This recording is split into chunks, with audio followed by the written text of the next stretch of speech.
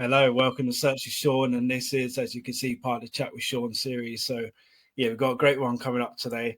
And yeah, first of all, before we get to our great guest, you probably see, I will get into some admin stuff, just to get out of the way. So obviously we've done a lot of stuff in the channel ever since, well, at the end of last year and the beginning of this year. So we've done a real talk with Sean, which was a great episode. I was joined by Natalia Witchick, Daniel Foley-Carter, John Hudson, Ashley Liddell, and we talked about mainly the main topics around the state of search right now, obviously a hot topic, and the SEO job market, which is also quite a hot topic. And it was a really great discussion. So I suggest you go and watch that, and I'll put a link somewhere in the description.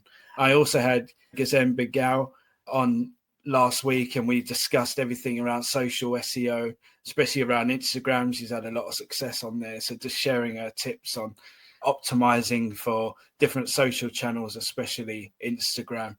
And obviously, there've been so many SEO predictions going out. So I compiled a bit of a video using my friend artificial intelligence to kind of compile all the trends to try and break them down a bit in a short kind of video, so you can see what's coming up potentially in the next year, what the experts are saying, expert insights and things like that. So it's an interesting one if you want to see what's could be happening in 2025 in SEO.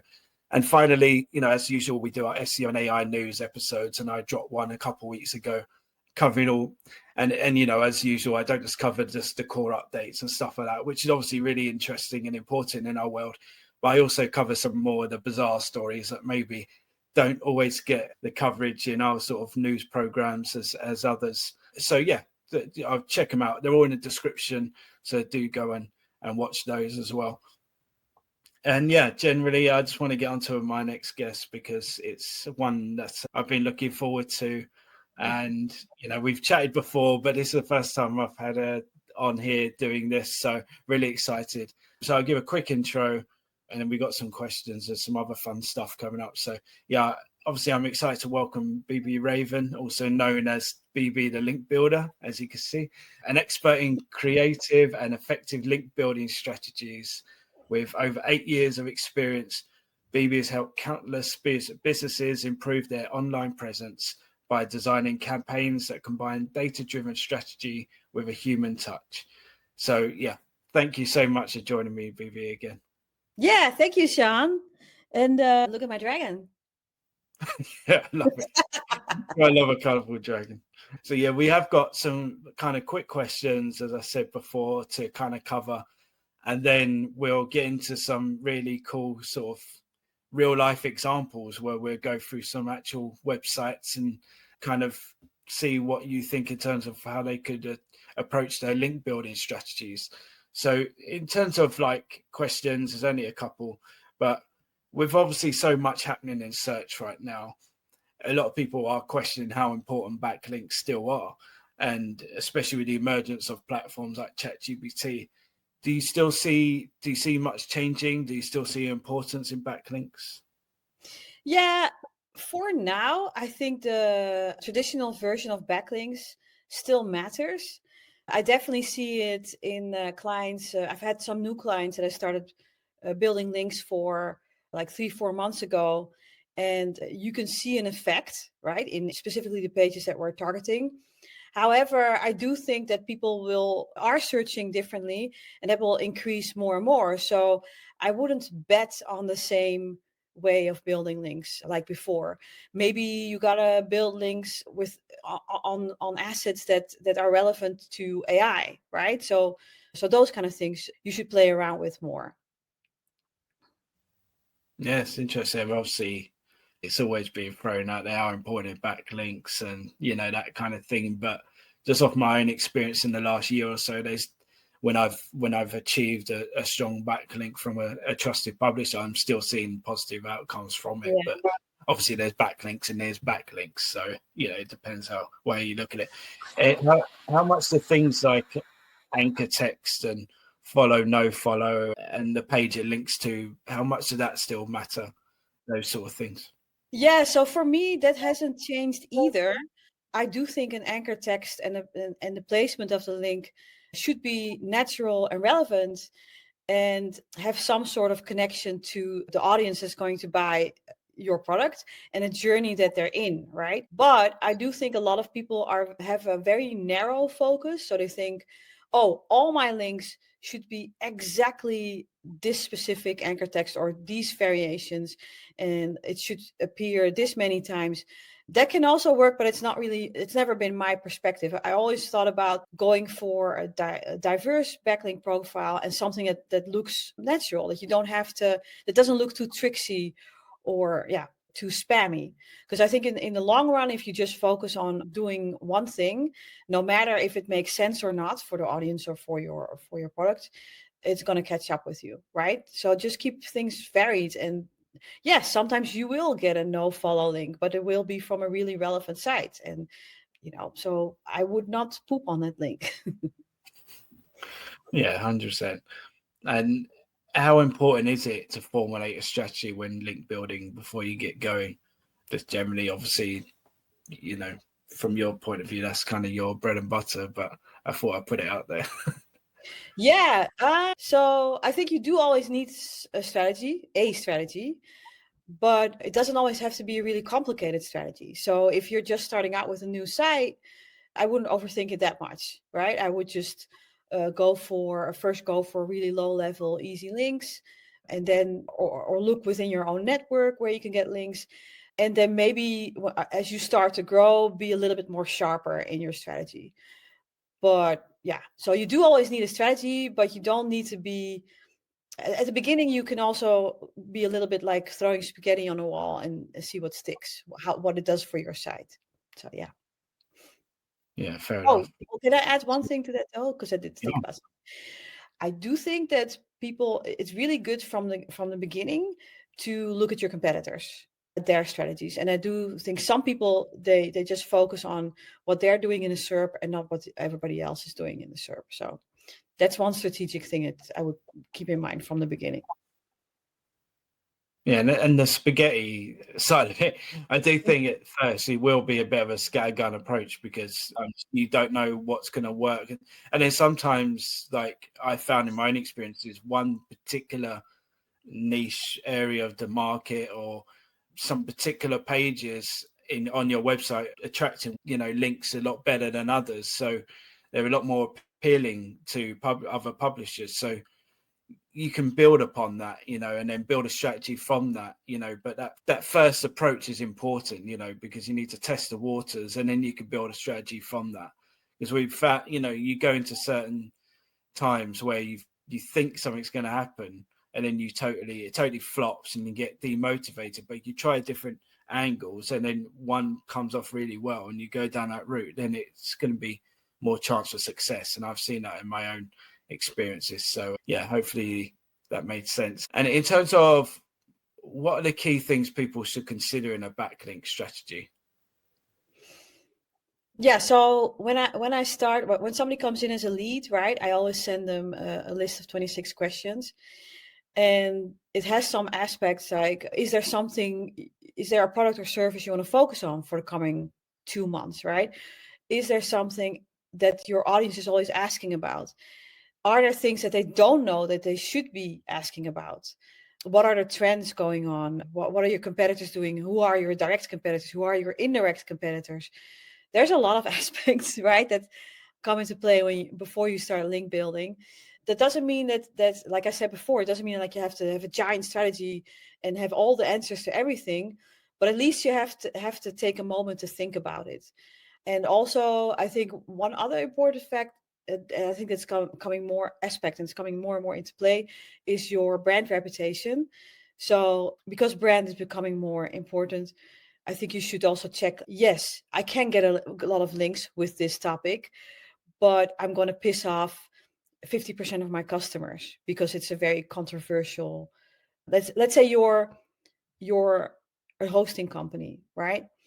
And you're going to publish a big article about scamfluencers. Those are influencers that scam people, which is important. Your audience should know, or maybe your audience or whatever. You can get a lot of links and virality from that.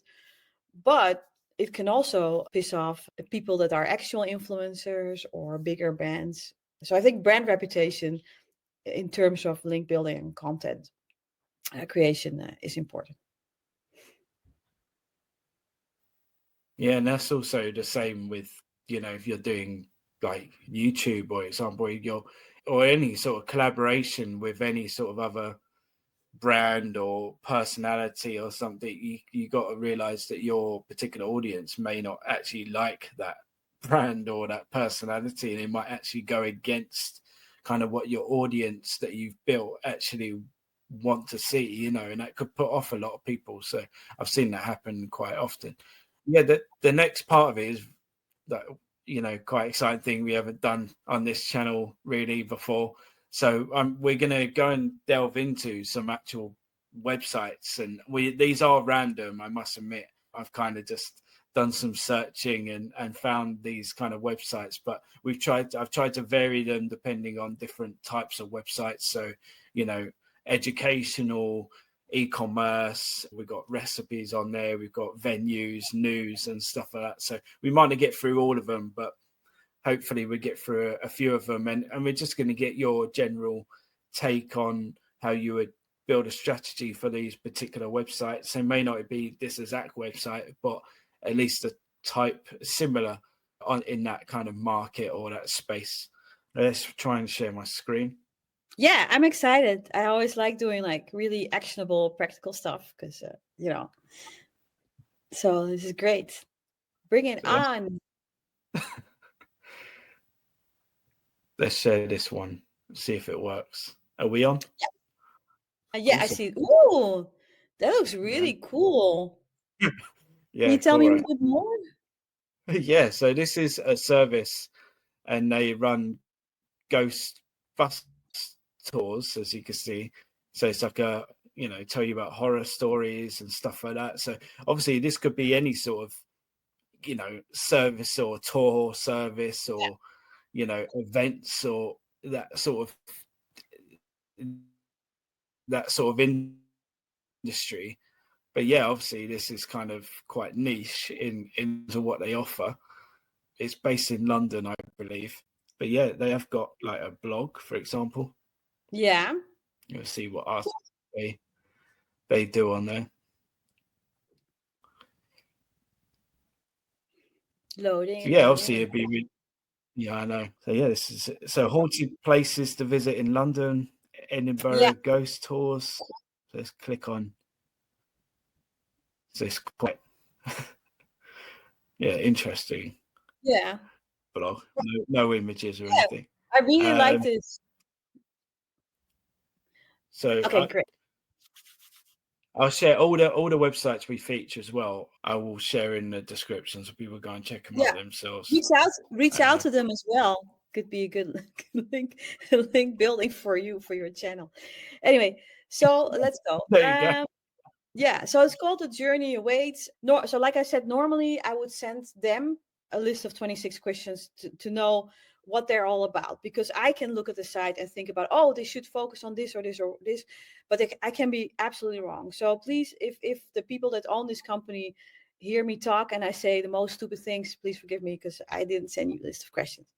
So the Ghost Bus Tours, what I would do is that I would first, shall I share my screen? Yeah, sure. Okay, great. Awesome. Yeah, so here's the Ghost Bus Tours. The first thing I usually do is that I look through the sites. Now I'm not going to do a whole long thing about that, but it would be half an hour or whatever, or maybe even longer. And I would set up like a little dump dock here. So I look through it. One thing is ghosts, horror. So I'm just going to put this in here, right? And so I would just scroll through it and then look at all these things like awards. Comedy actor, so it's comedy. High class customer care, so high class, high end is something that they look for. Classic route master bus, so also something with classic cars. So these are all little hooks that give me some ideas, right? So classic cars, comedy, and the other thing was high end. So it might be something that is a little bit pricey, or they want high-end customers. Another thing I think about is milestones immediately, because that's usually with these kind of experiences, right? So one of my previous clients was a luxury experience gift company. I also see here, choose your city. Yeah, so I have an experience with this niche, and that really helps. So it's Edinburgh, London, I think. Yeah. So I would also look at what kind of locations they have. Of course, you can do a lot of things with, I don't know, spelling London. You can do a lot of things with local links, right? So I just put that there. And so I would definitely find travel organizations or anybody that talks about traveling in that area. I would reach out to them to get a link, right? Maybe through a guest post or some other partnership. Private hire, that's interesting. Just look at private hire. VIP experience, party. Yeah, devil is in the details. So here's a video. I would also look at that. No Tour's new album. I have no idea what it is. Something with music. So look at this. The Prodigy. Wait, that's a band, The Prodigy. I have no idea what it is. So normally I would spend more time on that, but now I'm not going to do it. So just look through the site and see what kind of stuff, what kind of topics they have, because that could all be hooks into companies that cater to the same audience but are not competing with you. That's always key for me, because you can reach out to a lot of travel bloggers and other people that talk about the same topics, but one of the best ways to get links, I think, is from actual companies, because those people won't necessarily sell their links to other people. They really care about their products and services, right? So they don't end up being a shady site. Yeah, another thing that I would of course do is put it into Ahrefs, see if they have any top pages. So I would also look, of course, how they're doing and talk about that with the customer. But you can look at their top pages, see what kind of things they're getting most attention for. So FAQs is also interesting. And then Halloween is another thing. So I would probably put Halloween up to here. So there could be people that maybe sell costumes or something, or the Halloween party event organizers, or somebody who wants to have a Halloween wedding, So those are all kind of places that I could get links from. Wedding events actually are great. But this is sort of a free fall brainstorm, right? So it's not very structured yet. Oh, You're yeah, just trying to find those little hooks, those connections, aren't you? Like yes. see, like parties and stuff. Because you can't, obviously, you're not going to go to other bus tours and ghost bus tours because they're not going to feature you, because why would they? Because they're competing for you. So you're going to try and find those similar. Yeah. I would, sorry to interrupt you, I would also try to get links from competitors. Because competitor links, they're really hard to get, but they're really the best links you can get. So I would not dismiss them, right? But so I look at the top pages. I also look at best by links. I look at here if they're getting any links, also where they're getting their current links from, because you could repeat that stuff if you notice that you're getting some links. And then also, of course, look at their competitors, or organic competitors. How would you, it's on that, how would you go, and if you went to a direct competitor, how would you then work out getting a backlink from them? Yeah, so there are a couple of, you could pitch content to them that helps them sell their stuff, and then try to work in a link that goes to a non-commercial page on your site. So sometimes it is possible to sneak that by them. You can also straight up reach out to them and say, hey, let's work together, right? Because you sometimes see that even if you look in offline world, you'll see a shopping street, and they're all shoe shops. And yes, they're competitors, but they often sort of work together as well. They are part of the same organization, of the shop organization.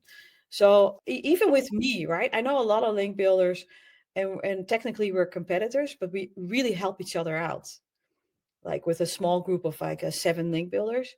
So it can be difficult, and the chance is very small, but it could happen.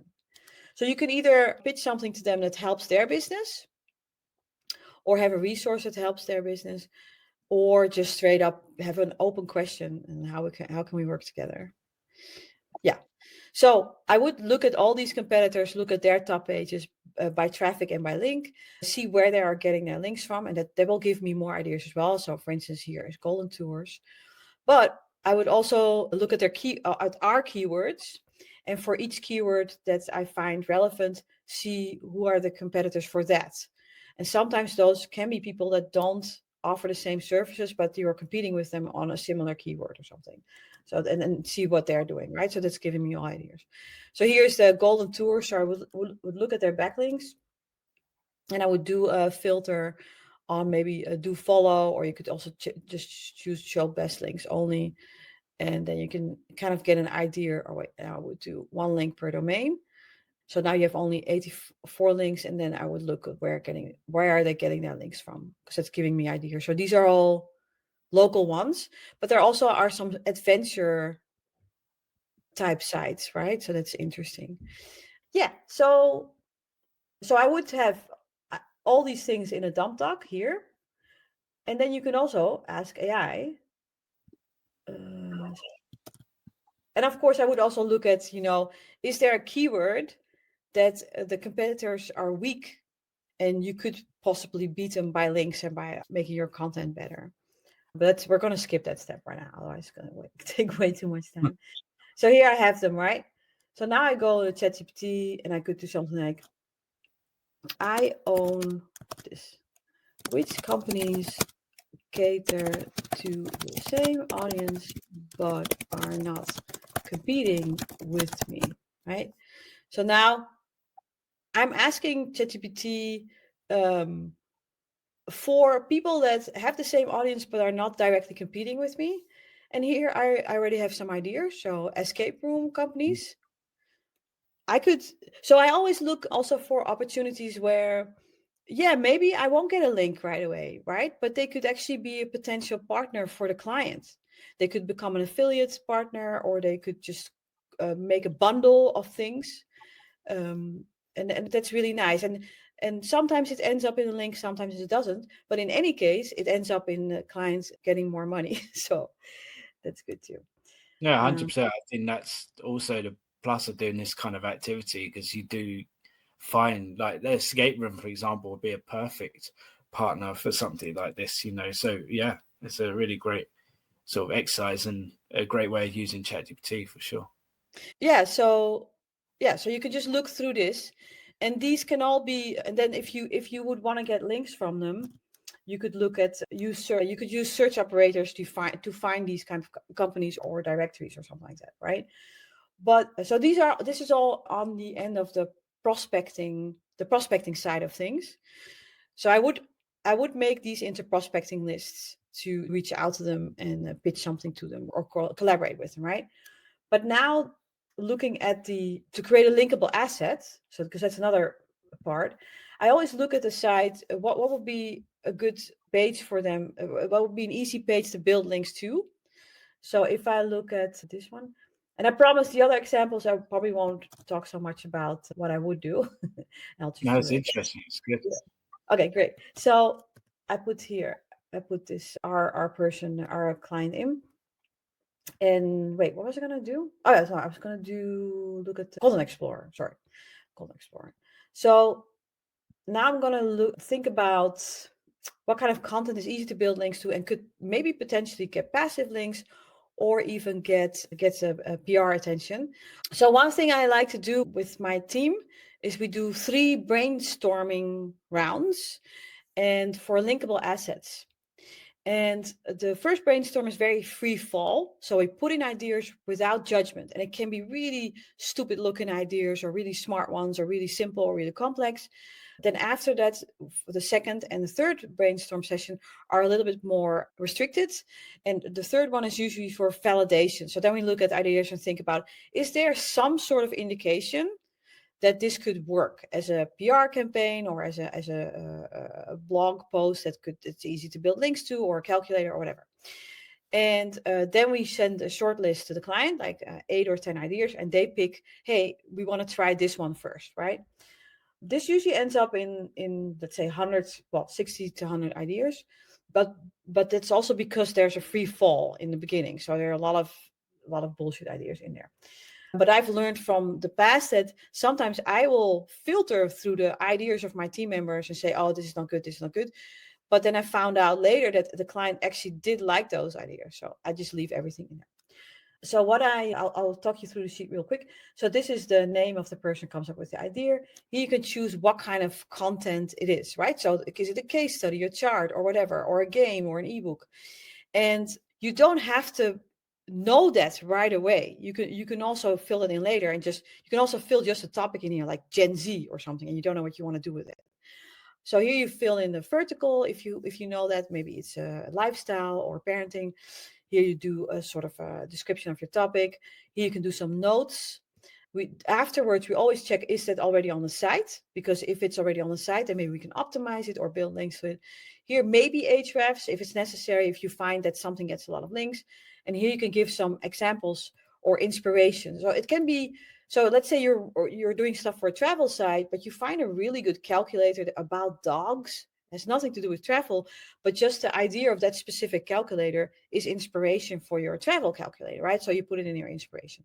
So it doesn't mean that you need to make something similar. It's just the thing that inspired you or something. So let me show you where I usually start. And it's different for everybody. I really like the Content Explorer. So let's say I do bus tours, or no, bus tours would be stupid.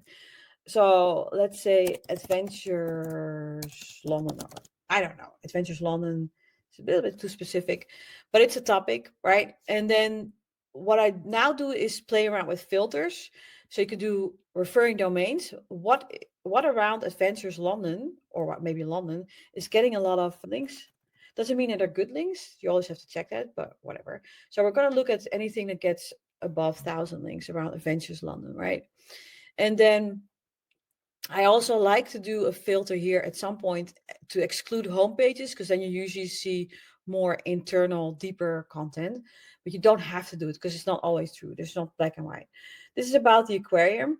This also gives me an idea. What if I reach out to zoos and aquariums and all those kind of things? So it's not just for linkable assets, but also for coming up with more prospecting angles. Here, scary attractions, the dungeons.com. That's interesting. So, but it's not really a linkable asset, but it does give me an idea. So what if I do travel, and the idea is the 100, not 100 is a lot, but let's say 100 most scary attractions in the UK or in London or whatever. Yeah. And you do something like for 2025, because then you can update it every year, and the update actually gives you a chance to reach out to people again.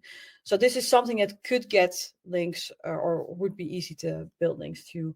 You can also do something like most visited attractions in London by families or whatever, or 2024. Maybe you can find the data somewhere. So this would be a stats and trends piece.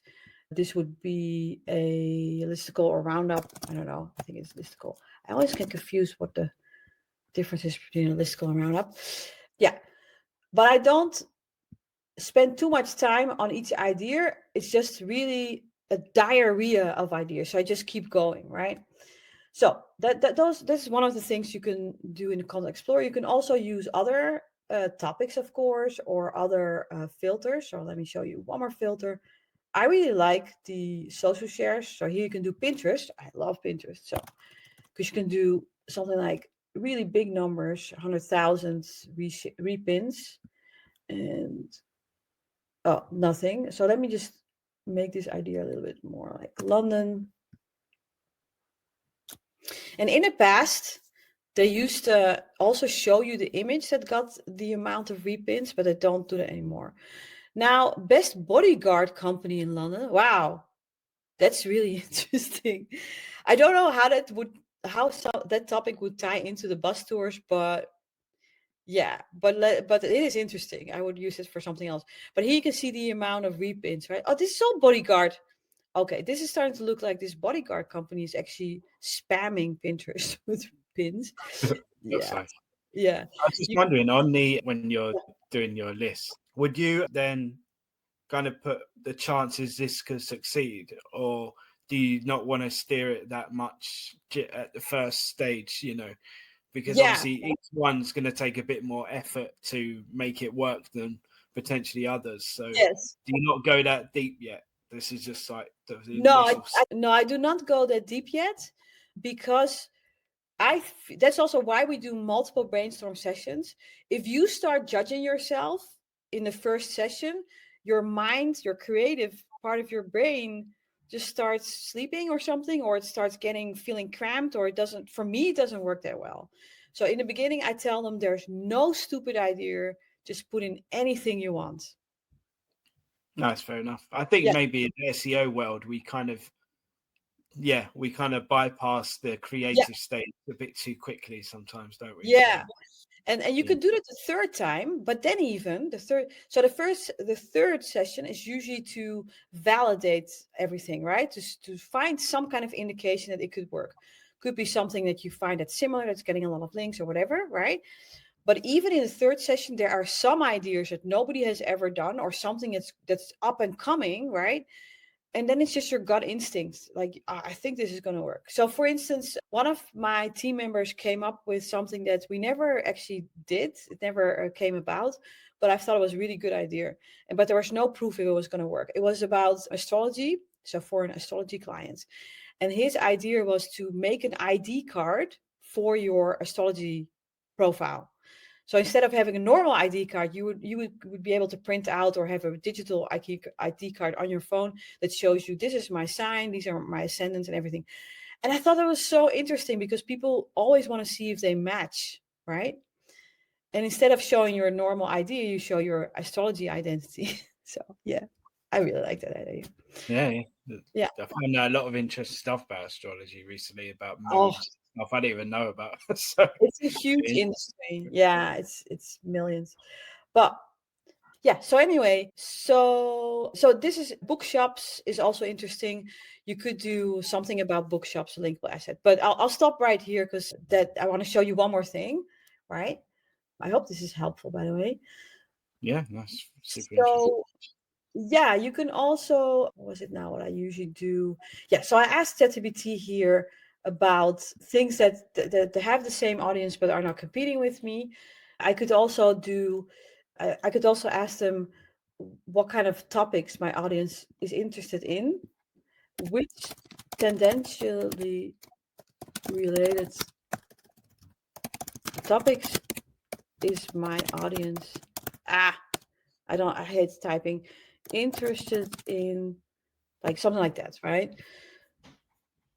So yeah, some of the things are of course very the same as what they said before, but I like asking for topics that are not directly the surface, but they're sort of related.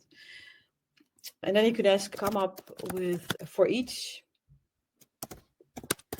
come up with a linkable asset, short and concise, simple list, because I don't want to talk a lot. Yeah, so not all of these ideas are good, but again, it's the first brainstorm. I kind of like this interactive haunted location map. Could be cool. That's cool. Yeah. The horror movie calendar. Oh yeah. That's pretty cool. Yeah, and you could do this back in time as well, like maybe something like that. I know that the new generation, so the kids, the Gen Zs and the Gen Alphas, I think as well, they really love lore. So if you look at YouTube or something, you can find people are analyzing all the connections between pop culture things or between movies and the background and where it came from. That's their history. That's the history that they're interested in, right? So that could definitely be something. Yeah, so you can see here that's giving me a lot of ideas. And you can always crisscross, right? So you take a top linkable asset that the person said, that ChatGPT said here, put it back into Ahrefs, see if that is getting, what kind of attention it's getting there. One other last thing I want to show you with the Content Explorer. So remember I said here there are all these different types of content, right? You can also just take the type of content. So for instance, let's say somebody in my team added a type called so linky. Okay, they're fired. I have to find out who did this. Anyway, but you could take in templates or something, or tracker. Then you just go back to the Content Explorer and let's put in tracker. I have no idea how this would be related to bus tours, but let's do it, right? Because we're in the brainstorm phase. And I still have this filter on for social shares on Pinterest. I can leave it on. 20%, 20 plus bullet journal ideas, creative tracker charts. Let me see. Habit trackers. Yeah, so here I'm getting a little bit, I noticed my brain is getting a bit worn down on this specific website, but you can use the same filters for a specific type of content here, and then look through the results and see how can I apply this to my audience. So if you see the bullet journal ideas, I don't know, maybe you can, yeah, no idea what you could do with that. Actually, I actually really don't know. Maybe an adventure tracker or something, for the whole year you have every day you have a London adventure, or I don't know.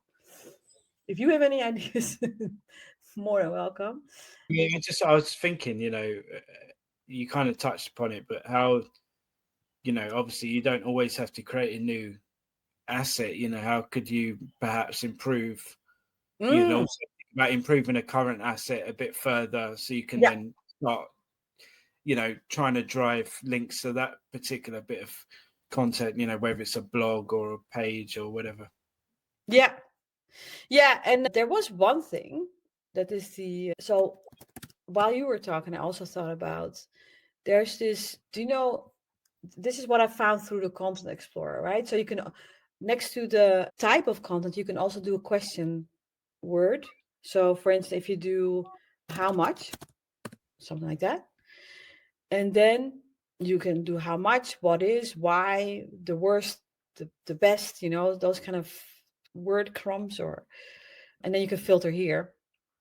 And you say how much, and then you do page traffic, for instance, and you say, oh, I want to see. And this is just exploration, right? So there's nothing super scientific about it. But here I said how much page traffic should be 100,000. And then you can see how much fiber, how much water. This gives me an idea actually how much water, because I could do something like, if I do travel, right?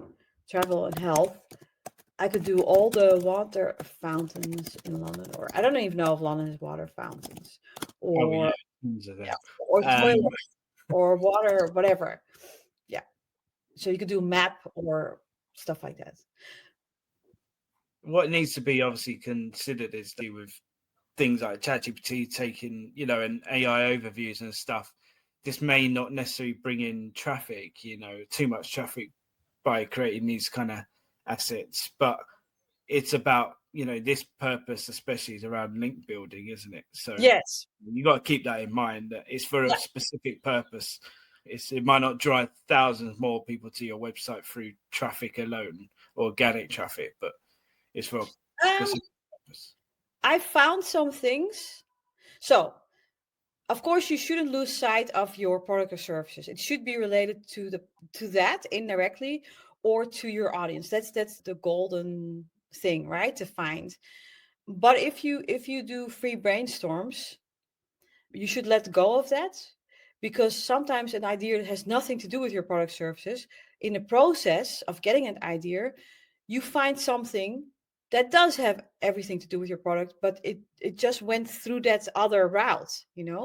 So that's why it's so important in the beginning not to judge, because I did find for really, I went to experience, milestones, wedding, anniversary, gems. That's one time how the path went through my topic stuff.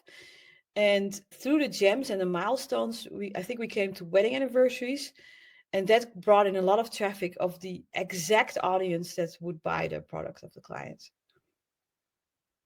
So It can work, obviously it can work and bring in, yeah, like you say, finding the right audience in different ways. It's a yeah, great way of doing that, but not all the time it's going to do that, but no, no. it still serves a purpose in another way. So yeah, you got to be Yeah, I think you should make a distinction between the process and the result. So your process of finding something can be very wild, right? I can talk about skating or whatever, something that has nothing to do with it. But the result can be that I do find something that's very relevant and might bring in a lot of traffic. So that's why it's important to be just really creative. But you said before, like, yeah, sometimes SEO find that hard to do. because they're so result focused. Yeah. Well, I think we've been kind of, that's been drummed into us, hasn't it, a bit? But yeah, we need to bring back now with AI driven content and stuff. We need to get back to that creativity a bit more, because the unique ideas are going to be harder and harder to come by. So Yeah. you have to think outside the box a bit more, perhaps, in future. Yeah, but also that's also something that I learned as a social media marketer, that companies, they often think they're broadcasting a lot and they focus on themselves and they think they're the most interesting thing in the world. But really, your audience doesn't give a fuck. They really care about what's in it for them, right? So That's yeah, true. You have to give them what they want. That's the main reason they're on yeah, the internet in the first place. So yeah. You gotta find a way that it leads back to your product. So sometimes that means letting it go for a little bit and then come back to your product. yeah, 100%. All right, so let's do another example, and then Yeah, I'll stop sharing. yeah. My bad. We'll get. Hopefully, we can get through at least 2 more, and we'll see how we get on. But And then I'll try to show you maybe some other things that I look at as well.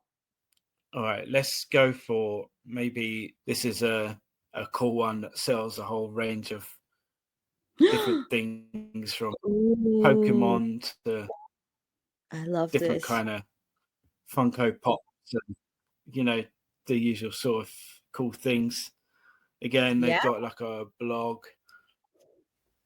about Warhammer, Oh, did you do this on other purpose? unpacking, Did you like? usually I like. quite popular.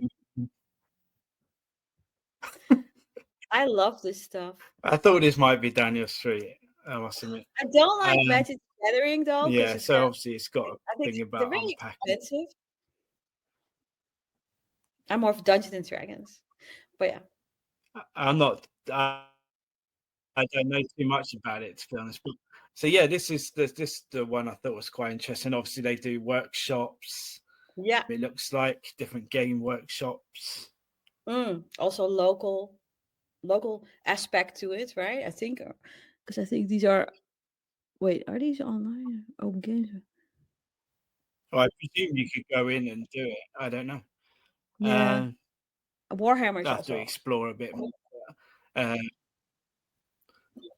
yeah, they do all sorts of stuff like Funko Pop and Yeah, Pokemon yeah. yeah. So, and they sell different brands. So they sell Mhm. all the different, well, images coming soon. That's not the best thing, but obviously you see Wait, that's in there. they've got Oh, opportunity there, because they sell so many different brands, yeah. and not us. There's not much there, and yeah, they could probably work on this one. But yeah, they obviously sell a whole bunch of things. So yeah, I'll stop sharing, and then obviously if you wanna, Yeah. do you wanna go in and do your thing, or I yeah, think yeah, and then you can interrupt me at all, like with your ideas or stuff, because that's also fun. Let me see. cool. Share screen, entire screen. Here we go. And then I think you have to pull up something. Oh yeah, here we go. Uh, all right, Magic Madhouse. I would probably do a lot of the same things I did with the other one, right? So I'm gonna try and switch it up a little bit, just out of interest. So I'm not gonna look at this site for a really long time. Let me see. So one thing that I would probably do with this is just, maybe let's just pick a topic. So let's say Warhammer, right? Let's say the client says, "Oh, I have this game, by the way, King of Tokyo. It's great." So let's say the client says they want to increase their Warhammer something something. So that's here. So now, instead of looking at Ahrefs, what I would do a lot, I'm going to go here in YouTube and just put Warhammer. And then I'm going to go to filters and filter on view counts, just to find topics or ideas for either linkable assets or prospecting angles or something like that. So I see a lot of, is this, I don't know. I'm not going to watch it now, but it looks like a lot of epic videos. Okay, so this is interesting. Henry Cavill. I know he plays a lot of Dungeons and Dragons as well. Super nerd. So if I think of linkable assets, in this case, it would be something like the nerdiest celebs or something, or the top. You could do the top celeb Warhammer players, or you could do something like maybe who would beat who or something like Henry Cavill versus what's his name, John Maglione or something. Who would win, right, if they were in a Warhammer thing. So that's an idea. But it also gives me a prospecting idea. Celebrities, channels, or what do you call it, like blogs that talk about celebrities. Because you could pitch them something maybe as a guest post, or you could put something on your own site that talks about celebrities and then get a link from that. So that's an idea. I also think about families, parenting, friends, social stuff, events. When I think of families, I also think about phone free. So maybe there are sites that talk about how to ditch your mobile phone, or how to do other stuff that doesn't involve a screen. I could do a linkable asset around that topic, or I could reach out to sites that talk about that.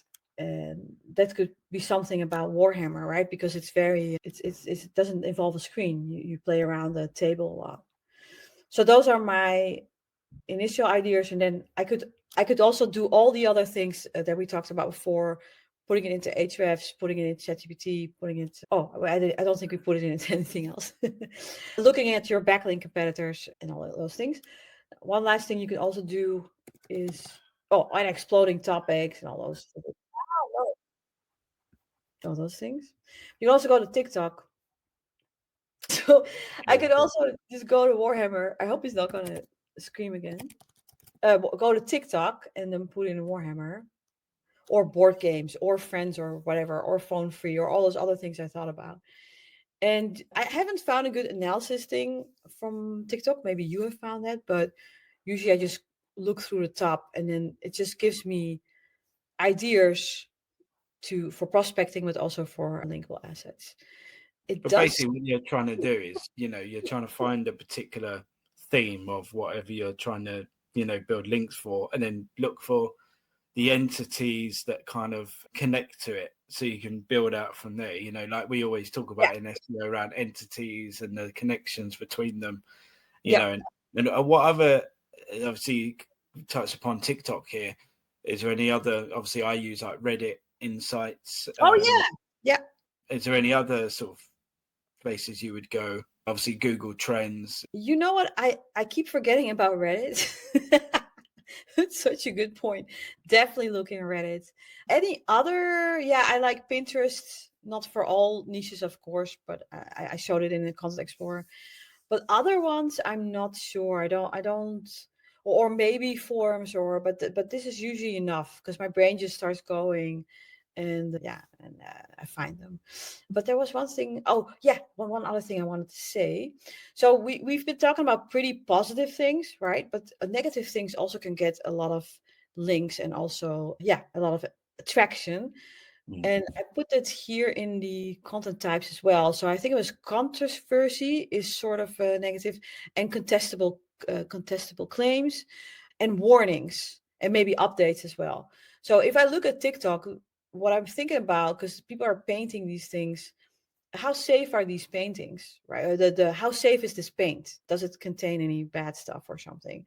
So I would definitely look into it. Are there any warnings for? So I could Google that as well, or I could even ask ChatGPT search. So I go here. Warnings around Warhammer. Because back in the day with Dungeons and Dragons, they thought people were going to murder each other over Dungeons and Dragons. So hobby knives, the painting, allergies, then how much money it is. So I'm thinking you could reach out to parenting sites, or health sites, or consumer sites. You could create a linkable asset around some of the things that people should be aware of when they start doing Warhammer, and lean it a little bit towards negative, because that could get a lot of shares and stuff. Yeah, and picking up on trends, like you say, because in forums, that is a great, like we obviously at Macmillan where I work, we have our own forum, and like you say, they talk about all sorts of topics in there, even indirect topics, but you know that in the community they're talking about it. So like you say, it could be a fact that they play board games to distract, whilst they're doing their chemotherapy and stuff like that. So it may not be something that you automatically think about, but obviously people are going through these processes in their, or like things in their life, and they're all talking about it, but you wouldn't be wary of that if you just didn't go exploring in these areas, like forums and social channels and stuff. You just stick to the usual SEO tools. You may not pick up on those trends that are going on. Yeah, I think it's a really good point, that start with listening, Also, that's also why I ask a lot of questions when a lead comes in, or I dig around in a niche a lot, or I never assume things about it. You have to start with listening, and it's a really rare skill sometimes nowadays. So not everything has to be text based, and I think more and more stuff will be visual. So definitely look into visual stuff. Yeah, let's do, if you're around, like we do one more. So yeah, let's move on to the next one then. So this is, let me just find the right link. Here we go. Starlink installation. They're called Space Mesh. So yeah, obviously, all stuff about high speed signal, global coverage. It's about unlimited internet access. They're all over the UK, it looks like.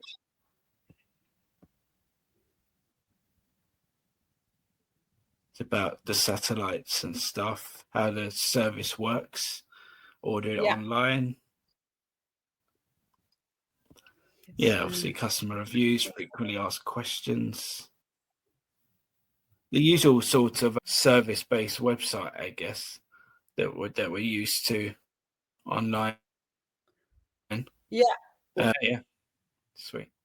All right, so Space Mesh. Well, first thing I think of is, nerds. Nerds. So this is definitely something that nerds like. So let me see. Book your installation coverage.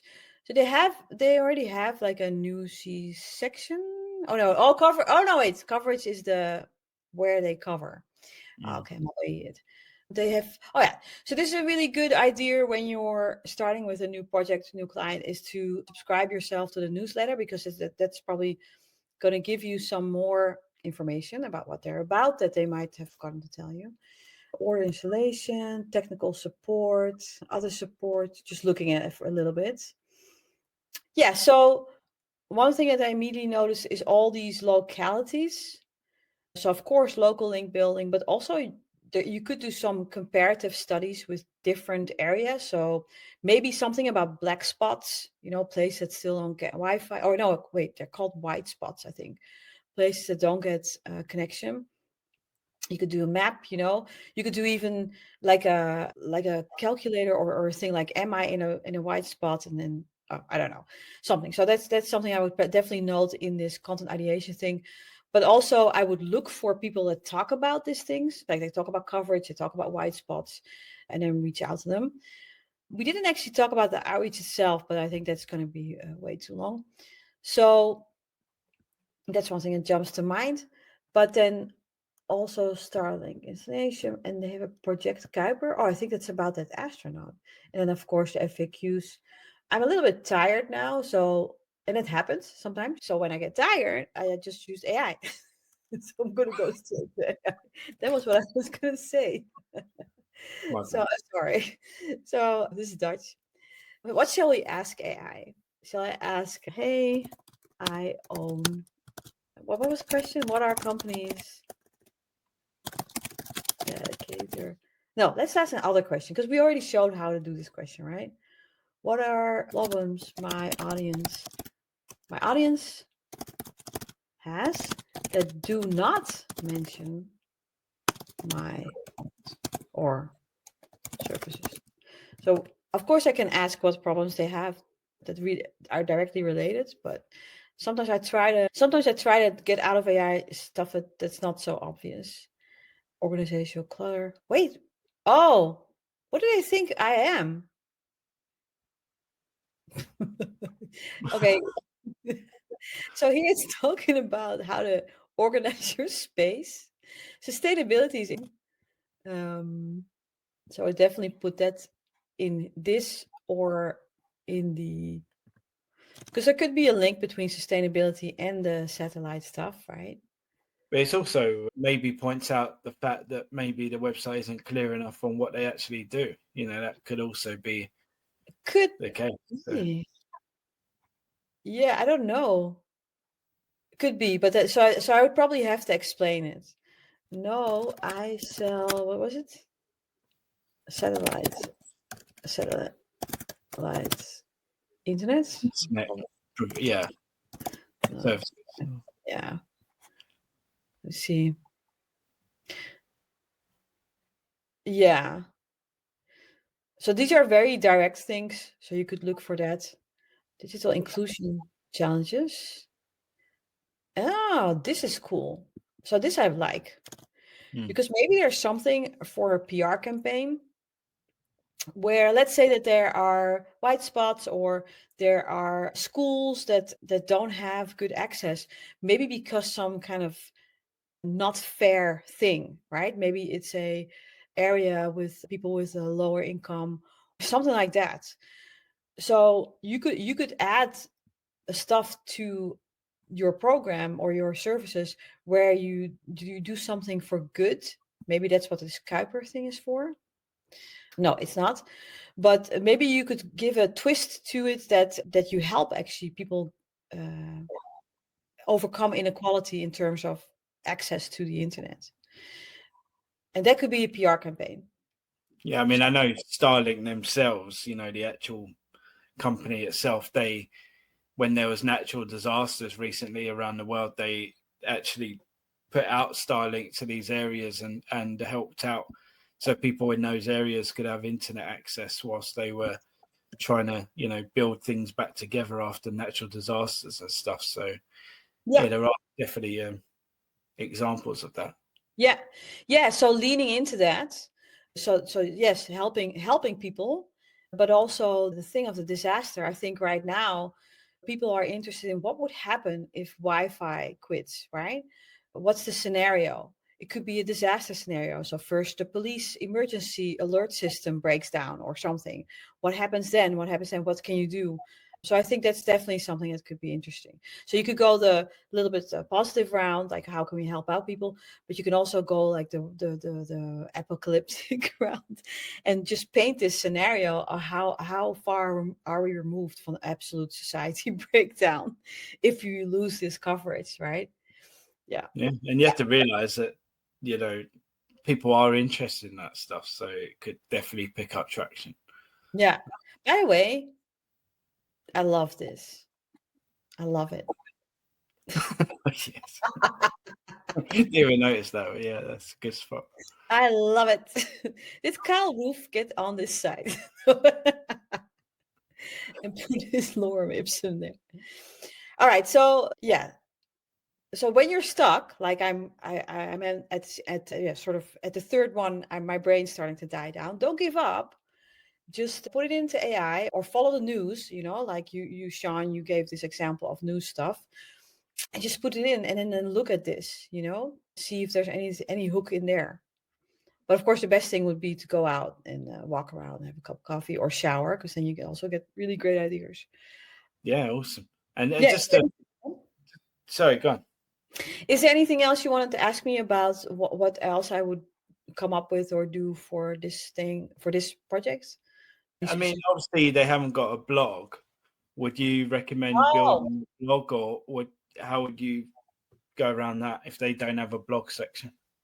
Yeah, of course, it depends on your own resources.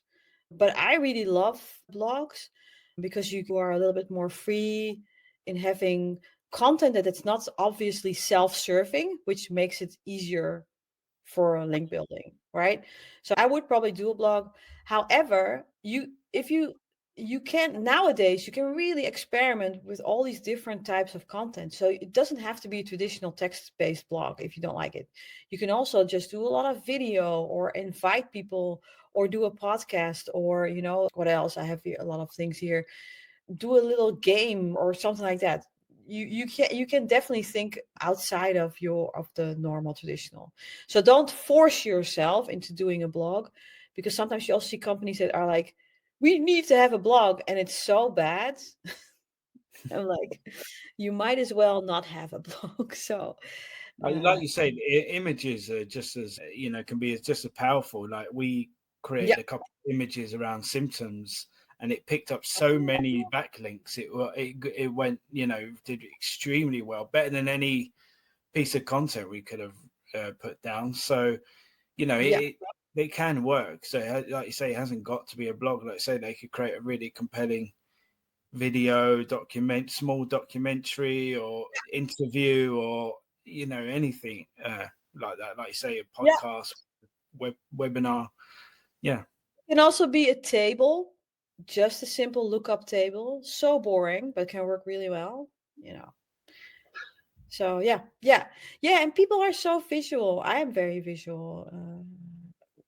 Now when yeah, I see a 3,000 word guide, I'm like, ugh. yeah. I just chunk it into AI, to be honest, and get it to summarize. So Yeah, yeah, and I watch YouTube mainly for my stuff. So yeah, so just to finish up before I let you go, yeah. and again, we got to go into too much detail. I've had you for a long time now, but in terms of like the best approach, if you want to go and approach someone, do you just send a simple email, just a simple inquiry email first, nothing too detailed? You don't want to scare them off, I guess, but is that simply just how you go, the Mm. technique you do? Or? It really depends on the people that you're writing to and what you're writing about. So let's say you have a calculator and you want to do outreach for that, and you're reaching out to people that are very critical, they're very fact based, right? Then you have to write something in the subject line, but also in the email, that's compelling, that they're saying a fact that's wrong.